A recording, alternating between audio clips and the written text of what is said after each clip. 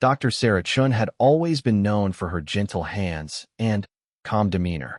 At 28, she was one of the youngest military medics ever assigned to a forward operating base in Afghanistan.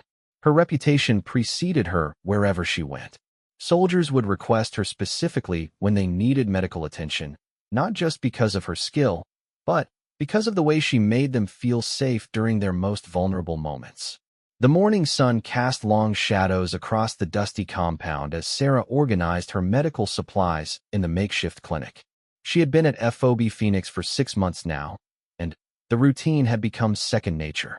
Check inventory, prepare for incoming casualties, patch up the wounded, and send them back to fight another day.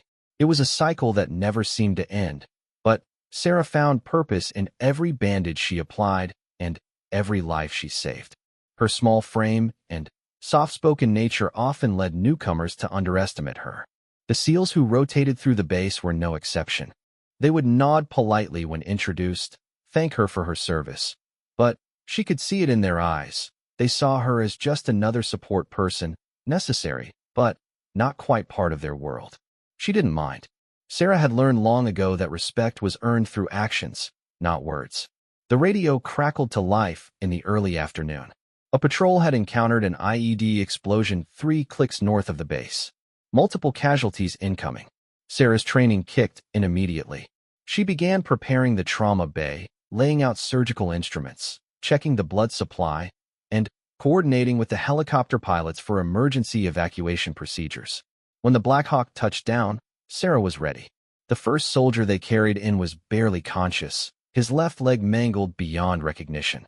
Behind him came 2 more casualties, one with severe burns, another with shrapnel wounds across his chest. Sarah moved between them like a dancer, her hands steady and sure as she triaged, prioritized, and began the delicate work of saving lives. The most critical case was Lance Corporal Rodriguez, the young man with the destroyed leg.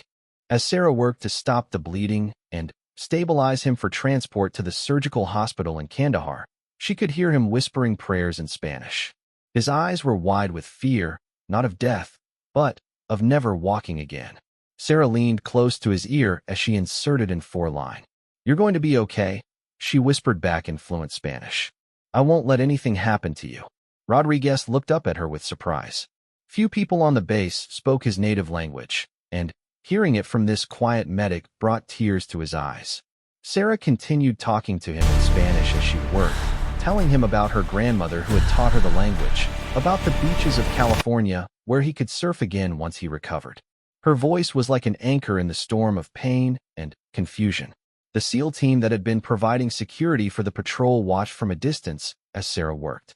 They had seen many medics in action before, but there was something different about the way she moved, the way she connected with the wounded soldiers. Staff Sergeant Marcus Williams, the team leader, found himself impressed despite his initial skepticism. As the helicopter prepared to take Rodriguez and the other casualties to the hospital, the young man grabbed Sarah's hand. "Doctora," he said weakly, "gracias. You saved my life." Sarah squeezed his hand gently. "That's what we do. That's why we're here." The next few weeks passed in a blur of similar emergencies. The Taliban had increased their attacks in the region, and casualties were coming in almost daily. Sarah worked 18-hour shifts, catching sleep whenever she could, eating MREs between surgeries. The other medical staff marveled at her stamina, but Sarah was driven by something deeper than professional duty. She had grown up in a military family. Her father had served 3 tours in Iraq, coming home changed each time. She remembered the nightmares, the way he would sometimes stare off into space during dinner, lost in memories he couldn't share. Her mother had held the family together with quiet strength, and Sarah had learned from both of them that service meant sacrifice, and that healing was about more than just physical wounds. The SEALs began to notice her dedication. They would see her in the mess hall at odd hours, reviewing medical journals by lamplight. They observed how she remembered every patient's name, how she would check on recovering soldiers even when she was off duty. Slowly, their initial indifference began to shift into something resembling respect. One evening, as Sarah was cleaning up after a particularly difficult day, Staff Sergeant Williams approached her. "Doc," he said, using the informal title that soldiers reserved for medics they trusted. I wanted to thank you for what you did for Rodriguez.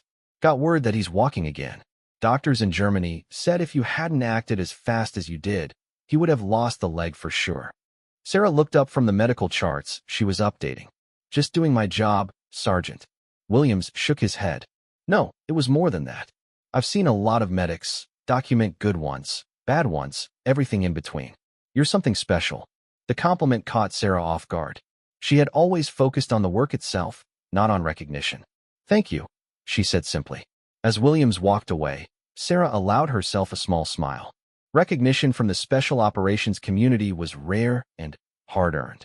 But she knew that respect was fragile, and, in this environment, it could be lost as quickly as it was gained.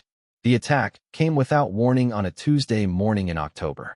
Sarah was conducting a medical training session for the base personnel when the first mortar round hit the communications building. The explosion shattered windows throughout the compound, and the sound of automatic weapons fire erupted from the perimeter. Sarah's medical training had prepared her for trauma in controlled environments. But this was different. This was chaos in its purest form. The Taliban had launched a coordinated assault on the base, using mortars to soften the defenses before sending in ground troops. The attack was more aggressive and better organized than anything they had faced before. As soldiers rushed to defensive positions, Sarah made her way to the medical clinic. Her first priority was protecting the wounded soldiers already under her care. There were 3 recovering patients in the ward, including a young private who had been injured in a vehicle rollover the day before. Everyone stay calm, she called out as another explosion rocked the building. We're going to move to the reinforced shelter. The private, barely 18 years old, looked terrified. Doc, what's happening? The bad guys are having a bad day, Sarah said with a calmness she didn't feel. But we're going to be fine. As she helped the wounded soldiers move to the protected area, Sarah could hear the battle intensifying outside. Radio chatter filled the air with urgent reports of enemy positions and casualty updates. The SEALs had taken positions along the southern wall, where the main assault was focused. Then, the radio crackled with a message that made Sarah's blood run cold. Medical, we have multiple urgent casualties at the south gate. Cannot extract under current fire. Medical personnel requested for forward treatment. Sarah looked at the radio, then at the wounded soldiers under her care. Standard protocol was clear. Medical personnel did not leave the protected medical area during an active attack. Their job was to treat casualties brought to them, not to venture into combat zones. But the voices on the radio were growing more desperate. Men were bleeding out while pinned down by enemy fire. Men who had protected her, who had shown her respect, who had become more than just patients. They had become her responsibility. Sarah made a decision that would change everything. She grabbed her medical bag, loaded it with trauma supplies, and started toward the door. The young private called out to her, Doc, where are you going? Sarah paused at the doorway, looking back at the faces watching her. To do my job, she said. Then, she stepped out into the hell of combat, not knowing that in the next few hours, she would discover something about herself that would shock everyone who thought they knew the gentle medic with the healing hands.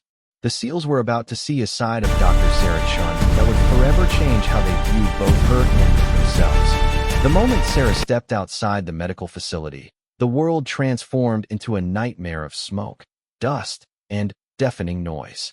Bullets whined overhead, while explosions sent debris raining down around her. She had trained for combat scenarios, but nothing could have prepared her for the overwhelming sensory assault of an actual firefight. She pressed herself against the concrete wall and tried to get her bearings. The south gate was 200 meters away, across open ground that was being swept by enemy machine gun fire. Between her and the wounded SEALs lay a killing field that no rational person would attempt to cross. Sarah closed her eyes for a moment, feeling the weight of her medical bag and the responsibility it represented. She thought about the Hippocratic oath she had taken, about her father's stories of brotherhood in combat, about the faces of every soldier she had treated. When she opened her eyes again, something had changed. The fear was still there, but it had transformed into something else, a cold, calculating determination. She began moving along the wall, using whatever cover she could find. A burned-out vehicle provided concealment for 50 meters. A concrete barrier gave her another 20. Each movement was deliberate, planned, executed with precision that surprised even her. It was as if some dormant part of her brain had suddenly awakened, bringing with it instincts she never knew she possessed. The radio in her bag crackled with updates. Bravo team taking heavy fire. Johnson down, leg wound. Martinez hit in the shoulder. Cannot move to extraction point. Sarah recognized the voices. These weren't strangers or statistics. They were men she had treated before, men who had shared stories about their families back home. Johnson had shown her pictures of his newborn daughter just last week. Martinez always brought her coffee when he thought she looked tired. She reached a position where she could see the south gate. The scene was worse than she had imagined. The SEALs were pinned behind a low concrete wall, taking fire from at least 3 different positions. She could see 2 figures lying motionless, blood pooling around them. Others were returning fire while trying to drag their wounded teammates to safety. Staff Sergeant Williams was among them, applying pressure to Johnson's leg wound while simultaneously coordinating the defense. Even from a distance, Sarah could see that Johnson was losing too much blood. Without immediate medical intervention, he would go into shock within minutes. Sarah studied the battlefield like a chessboard. The enemy positions were clearly marked by muzzle flashes and smoke. There was a pattern to their fire, a rhythm that left small windows of opportunity. She noticed that every 30 seconds, there was a brief lull as the machine gunners reloaded. It wasn't much, but it might be enough. She waited for the next lull, then sprinted across 15 meters of open ground to a damaged Humvee.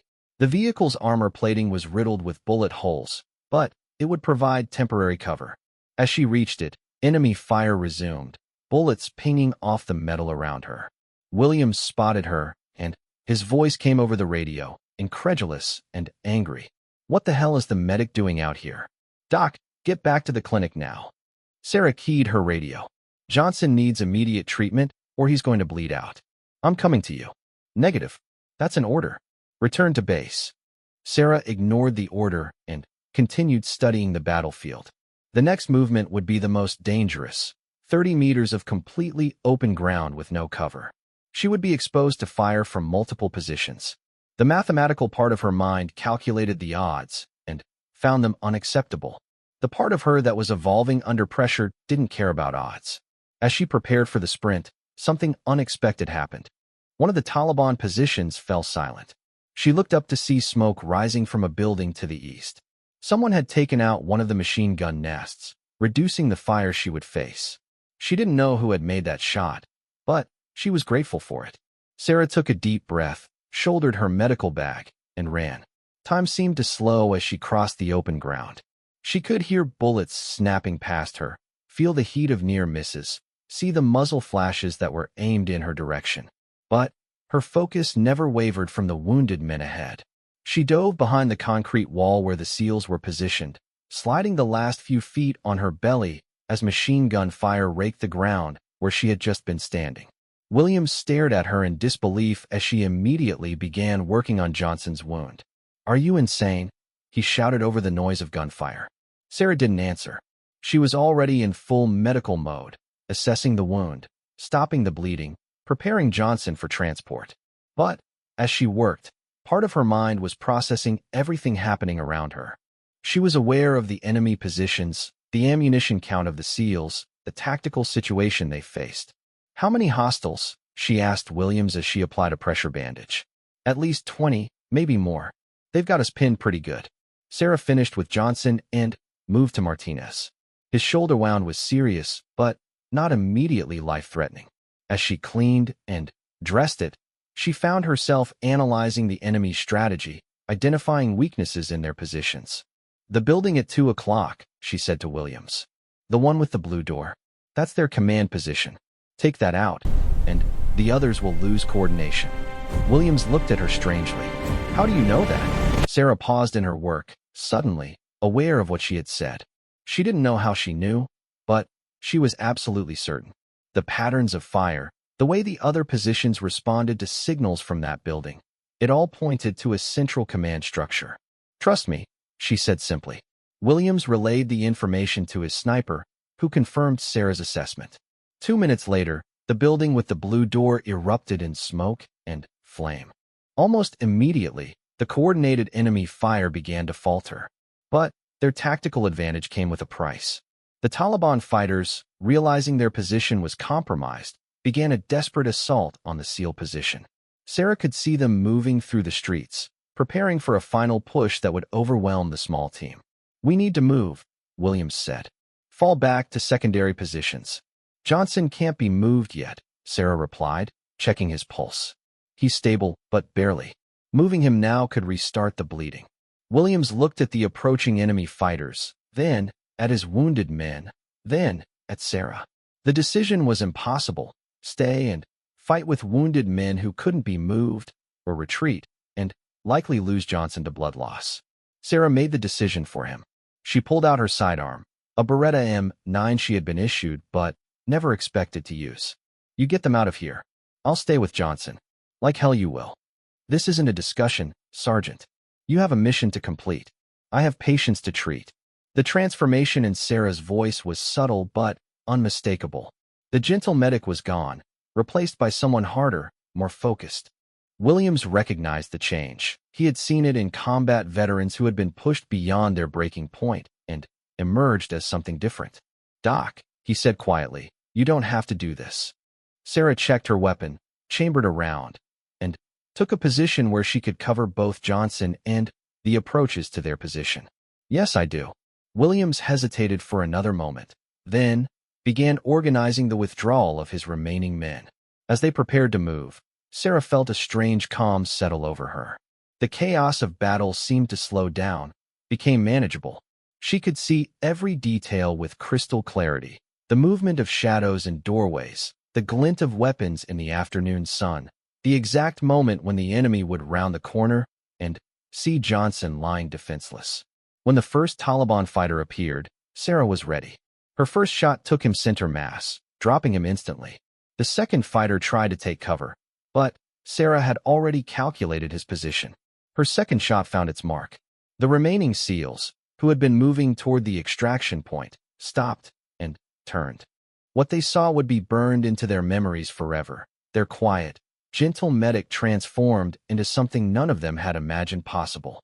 Sarah moved like a professional soldier, using cover effectively, firing with precision that suggested years of combat experience she didn't have. She protected Johnson with a ferocity that was both beautiful and terrifying to witness. Every movement was calculated, every shot placed with surgical precision. The enemy fighters, expecting to overwhelm a small medical position, found themselves facing someone who seemed to anticipate their every move. Sarah didn't just react to their attacks. She predicted them, countered them, turned their own tactics against them. Williams spoke into his radio, his voice filled with awe. "Command, this is Bravo 6. You're not going to believe this, but our medic just single-handedly held off a Taliban assault while protecting a wounded soldier. Request immediate extraction for medical personnel and casualties." As helicopter support finally arrived and the enemy fighters retreated, Sarah remained in position until the last threat was neutralized. Only when Williams approached her did she lower her weapon. Her hands were steady, her breathing controlled, but her eyes held a depth that hadn't been there before. "Doc," Williams said softly, "where the hell did you learn to fight like that?" Sarah looked down at the weapon in her hands, then at Johnson, who was conscious now and staring at her with amazement. "I don't know," she said honestly. "I really don't know." But as the evacuation helicopters touched down and Sarah helped load Johnson onto a stretcher, she knew that something fundamental had changed. The gentle medic who had stepped out of the clinic that morning was gone, replaced by someone harder, more dangerous, more capable than she had ever imagined possible.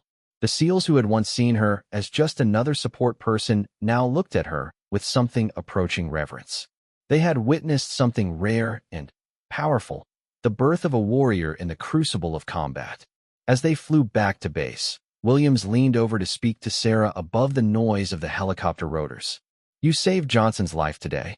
Saved all our lives." Sarah nodded, but her mind was elsewhere. She was thinking about the moment when she had pulled the trigger for the first time, about how natural it had felt, about the cold calculation that had replaced her usual empathy. She had discovered something about herself that day, something that both thrilled and terrified her. The gentle healer and the fierce warrior were not separate people. They were two sides of the same coin. And now that both sides had been awakened, there was no going back to who she used to be. The weeks following the attack at FOB Phoenix brought an unsettling quiet to the base. The Taliban had pulled back after their failed assault, regrouping in the mountains while coalition forces reinforced their positions. But, for Sarah, the external calm only highlighted the internal storm she was struggling to understand. News of her actions had spread throughout the base and beyond. Johnson had recovered fully and was back on active duty, telling anyone who would listen about the medic who had saved his life while fighting off enemy combatants. The other SEALs treated her with a respect that bordered on reverence. But Sarah found their admiration more troubling than comforting. She had always defined herself by her ability to heal, to comfort, to preserve life.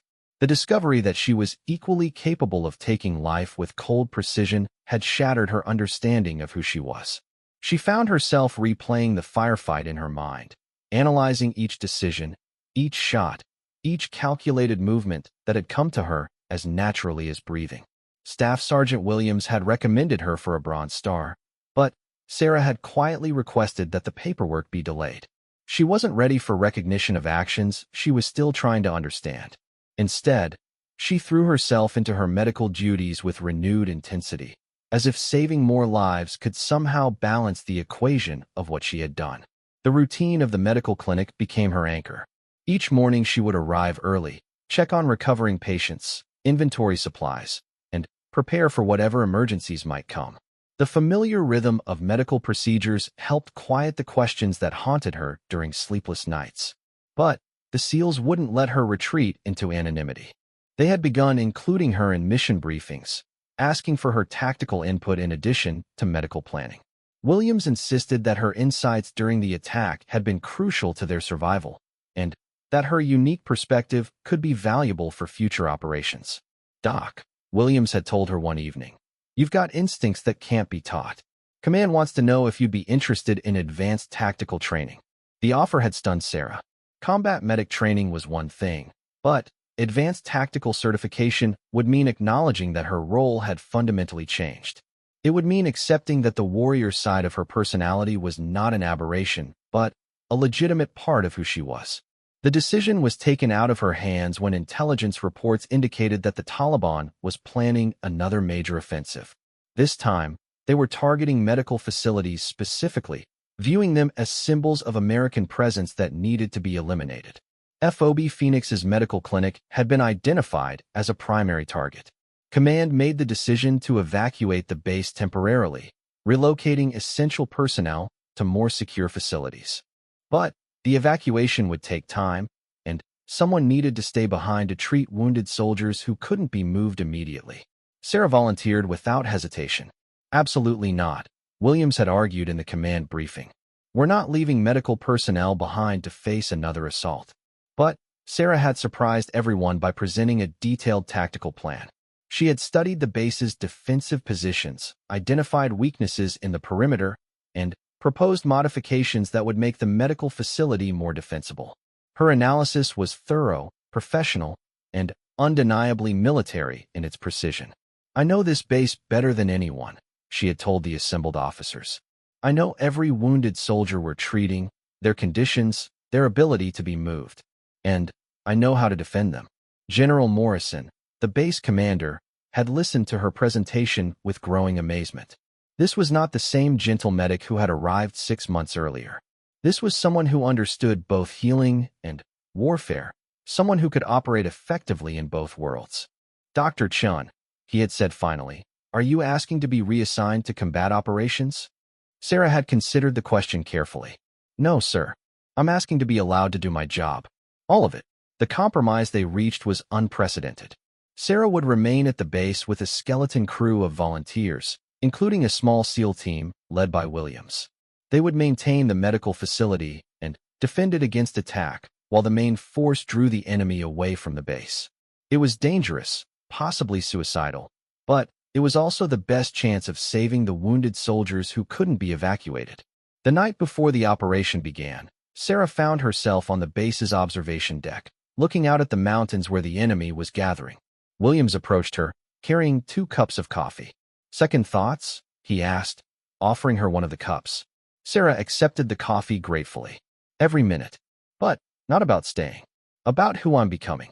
Williams was quiet for a moment. "You know, my grandfather fought in World War II. Pacific Theater. He used to tell me that war doesn't change people. It reveals who they really are. Maybe you're not becoming someone different. Maybe you're just discovering who you've always been." "A killer?" Sarah asked quietly. "A protector," Williams corrected. "There's a difference." The attack came at dawn, just as intelligence had predicted. This time, the Taliban had brought heavier weapons and more fighters. They had studied the failed assault and learned from their mistakes. But they had not counted on the changes that had taken place within the base's remaining defenders. Sarah was ready. The medical facility had been transformed into a fortress, with defensive positions carefully integrated into the treatment areas. Wounded soldiers who could fight had been given weapons and assigned sectors to defend. Those who couldn't fight had been moved to the most protected areas of the building. The first wave hit the eastern perimeter with overwhelming force. Mortars fell like rain while machine gun fire swept the defensive positions. But Sarah and her team had anticipated this. They had prepared alternate positions, backup supply routes, and contingency plans for every possible scenario. As the enemy fighters breached the outer perimeter, Sarah found herself moving between her dual roles seamlessly. One moment she was treating a wounded defender, the next she was coordinating defensive fire to protect the medical areas. The gentle healer and the fierce warrior had become one person, each aspect enhancing the other. "Medical, we've got 3 wounded at the north wall," came the call over the radio. "Copy," Sarah replied, checking her weapon and grabbing her medical bag. En route, she moved through the battle zone with confidence born of experience. Enemy fire seemed to part around her as she reached the wounded soldiers. 2 had minor injuries that could be treated quickly in place. The third, a young Marine named Peterson, had taken shrapnel to the chest and was bleeding internally. As Sarah worked to stabilize Peterson, enemy fighters broke through the defensive line and entered the medical building. She could hear Williams and his team engaging them in the corridors, but she knew some would make it through. Peterson was too wounded to move, and she wouldn't abandon him. When the first enemy fighter rounded the corner, Sarah was ready. She had positioned herself so that Peterson's stretcher was behind cover while she had a clear field of fire. Her shot took the fighter down before he could raise his weapon. The second and third followed quickly, their surprise at facing armed medical personnel costing them their lives. "Doc, you okay in there?" Williams called out. "Secure," Sarah replied, checking Peterson's vitals. "But we need evacuation for this casualty now." What followed was a running battle through the medical facility as they fought to get Peterson to the helicopter landing zone. Sarah found herself taking point, clearing rooms and hallways with a precision that amazed even the SEALs. She moved like someone who had been doing this for years, not weeks. As they reached the landing zone, the evacuation helicopter came under fire from enemy positions in the surrounding buildings. The pilot couldn't land while taking fire, and Peterson was running out of time. Sarah made another instantaneous decision that would become part of SEAL Team legend. She grabbed a sniper rifle from one of the wounded defenders and took up a position on the medical building's roof. From there, she systematically eliminated the enemy fighters threatening the helicopter, her shots placed with surgical precision. Each shot was calculated not just for maximum effectiveness, but for minimum collateral damage. She was still a doctor, still bound by the principle of preserving life. But she had learned to balance that principle against the greater good of protecting those under her care. When the helicopter finally lifted off with Peterson and the other wounded, Williams found Sarah still on the roof, providing overwatch for the evacuation. She had burns on her arms from enemy fire, cuts on her face from flying debris, but her eyes were clear and focused. "Time to go, Doc," Williams said gently.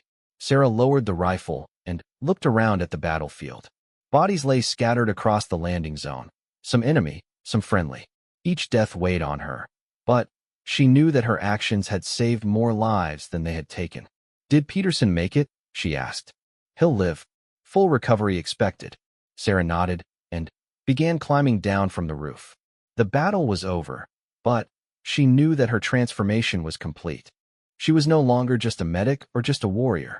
She was something new, something that the military had never seen before. In the weeks that followed, as the base was rebuilt and reinforced, Sarah found herself at the center of a new kind of military unit. Command had realized that her unique combination of medical expertise and combat effectiveness represented a new paradigm for battlefield medicine. They began developing protocols for combat medics who could operate independently in hostile territory, protecting their patients while providing advanced medical care. Sarah became the template for this new kind of soldier healer. She underwent formal combat training while continuing her medical education, becoming equally proficient with both surgical instruments and military weapons. The Pentagon began studying her methods, developing new training programs based on her experiences. But perhaps the most significant change was in how the SEALs viewed her. She was no longer an outsider looking in, no longer just support personnel to be protected. She had become one of them, earning her place through actions under fire, proving that healing and fighting were not opposing forces but complementary aspects of the same mission. Years later, when military historians wrote about the evolution of combat medicine, they would point to Dr. Sarah Chun as the person who redefined what it meant to be a medic in modern warfare.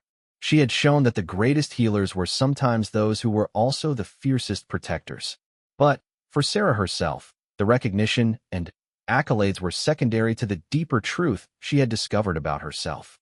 She had learned that strength and compassion were not opposites, but partners, that the capacity for violence and the commitment to healing could coexist in the same person when guided by the right principles. The gentle medic still existed within her, tending to wounded soldiers with careful hands and soft words. But alongside her now stood the fierce warrior, ready to defend those in her care with whatever force was necessary. Together, they made her complete. In quiet moments between emergencies, when the base was peaceful and her patients were sleeping, Sarah would sometimes reflect on the journey that had brought her to this point. She had discovered that identity was not fixed, that people could be more than they ever imagined possible when circumstances demanded it. The SEALs who had once seen her as just another support person now knew better. They had witnessed her fury, her precision, her unwavering commitment to protecting those who couldn't protect themselves. They had seen her become something unprecedented, a healer who could fight, a warrior who could heal, a person who refused to accept that she had to choose between saving lives and taking them. She was still the medic. But now everyone knew what happened when that medic's fury was unleashed in defense of those under her care. And in a world where evil often came armed and ready for violence, having healers who could fight back was not just valuable, it was essential.